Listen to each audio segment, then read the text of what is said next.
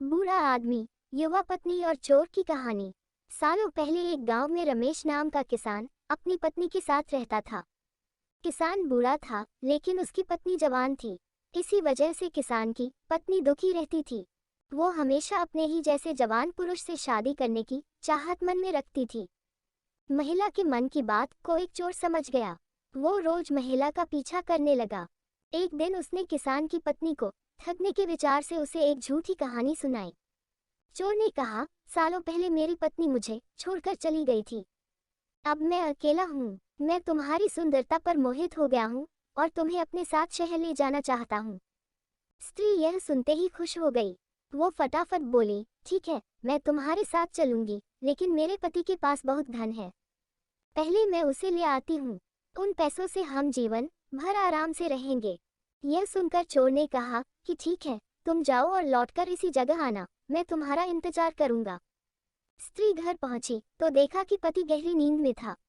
महिला ने सारे जेवर और नकदी को पोटली में बांधा और चोर के पास चली गई। किसान की पत्नी को आते देखकर चोर के मन में हुआ, अब मैं बहुत जल्दी धनवान बनने वाला हूँ।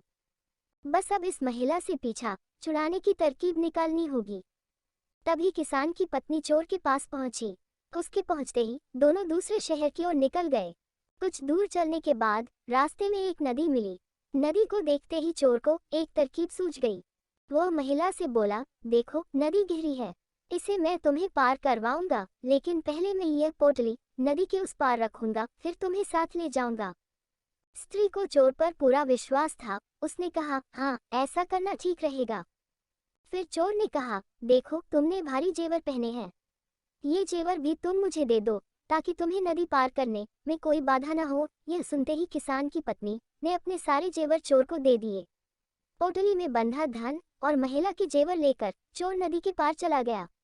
महिला उसके लौटने का इंतजार करती रही, लेकिन वो फिर कभी लौटकर नहीं आया। अब महिला को बहुत दुख हुआ और उसकी आंखों से आंसू बहने लगे, लेकिन पछतावे के लिए तब तक बहुत देर हो चुकी थी। उसका सारा पैसा और जेवर लेकर चोर जा चुका था। कहानी की सीख, धोखेबाजी का फल हमेशा बुरा ही होता है।